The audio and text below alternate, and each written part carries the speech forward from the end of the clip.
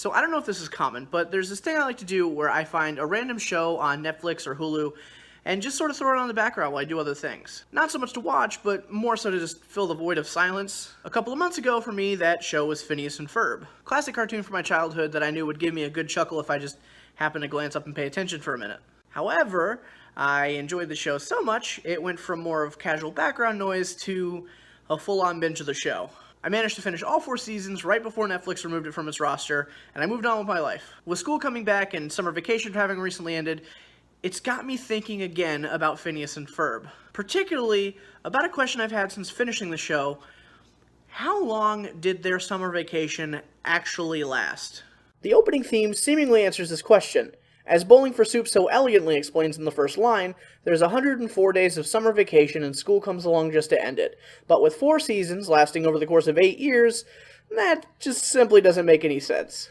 At this point, I knew the only way I was going to find out for sure was to go episode to episode, calculating exactly how many days have passed from episode 1 to the finale. Before I continue, I want to quickly mention a few things. For point of reference, I'm only going to be counting episodes that I can prove or reasonably assume took place between the first day of summer, shown in Roller Coaster, and the last day of summer, shown in, well, the last day of summer. 2. In regards to the Phineas and Ferb movie, I'm going to be counting it as part of Season 3, since that's when it came out, and the wiki says that's about when it takes place. Without further ado, let's start with Season 1.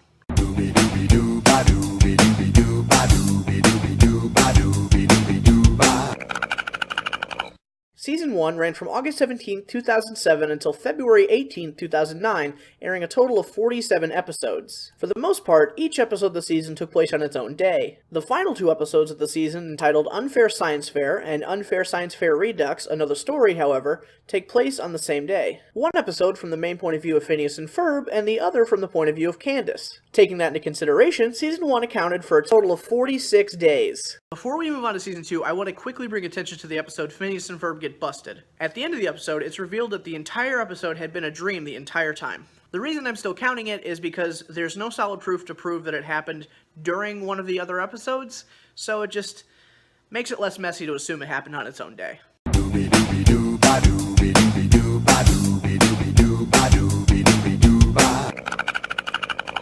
Moving on, Season 2 ran from February 19th, 2009 until February 11th, 2011, airing a total of 65 episodes. Measuring this season was a little more tricky. Starting out with concurrent days, the episodes Bubble Boys and Isabella and the Temple of Sap both take place on the same day.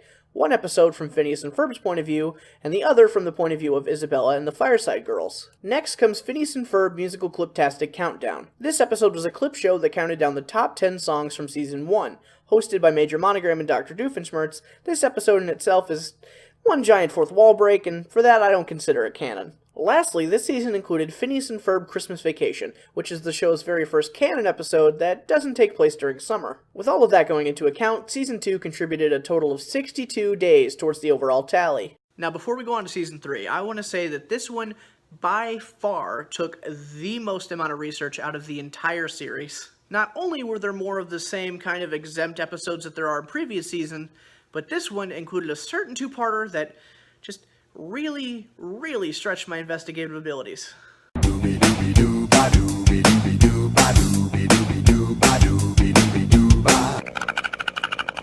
Season 3 ran from March 4th, 2011 until November 30th, 2012, airing a total of 62 episodes and a TV movie. Now, before we go any further, let's get into the season's 2-part episode entitled Where's Perry? In this episode, the characters wind up going on a summer trip to Africa. Now, on first watch, it might seem like the entire episode takes place in the span of roughly a day, but actually, I'd argue and say it takes place over about 2. In the episode, it's mentioned that the group is in for an 18-hour flight. When the flight boards and takes off, it's clearly daytime, and when the flight lands, still daytime, albeit closer to sundown. Using evidence from the show and an actual flight duration, I came to the conclusion that Danville most likely exists somewhere in and around the Seattle area. The airport the group lands at is an actual airport, whose name I'm not going to attempt to pronounce. The airport is located in Nairobi, Kenya. Now with that info, we can pinpoint specific time zones. Kenya is 10 hours ahead of Seattle, meaning if the group left Danville around noon on day A, they would arrive in Africa around 4 p.m. on day B. That leaves plenty of time for the contents of the story as the episode ends after sunset.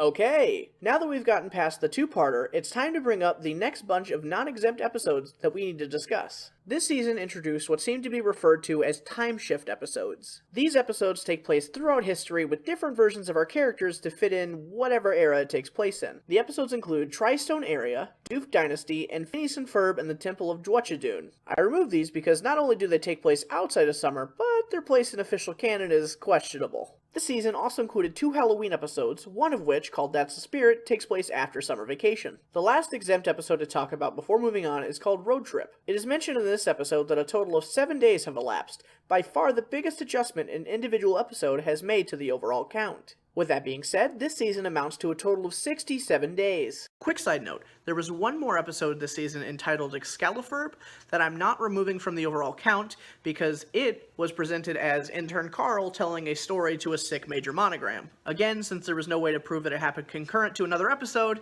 I just left it on its own day.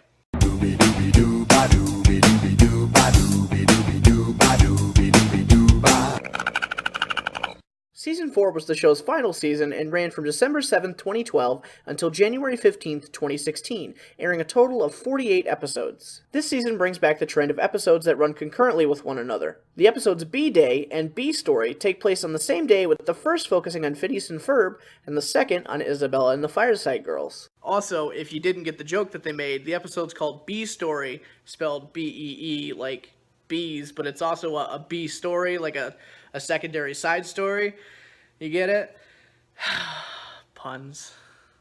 Also, there were a total of 5 episodes this season that took place outside of summer. The episodes include Doof 101, Drusselsteinoween, Alka Files, For Your Eyes Only, Happy New Year, and my favorite of the bunch, Act Your Age, which takes place 10 years after the end of summer. In terms of episodes that aren't actually in canon, this season had 3.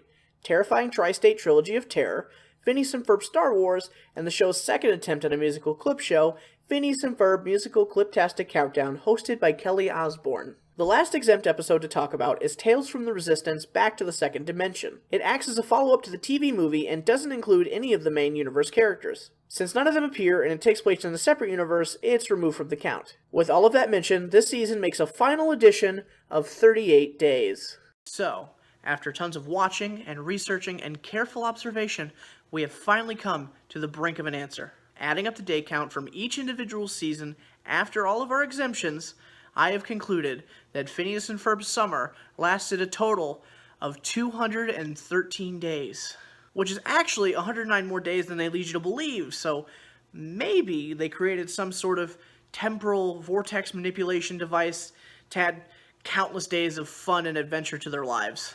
Either that, or it's just a really good TV show, and the writers had more than 104 ideas that they wanted to put on screen. But you know what? I think the explanation could go either way.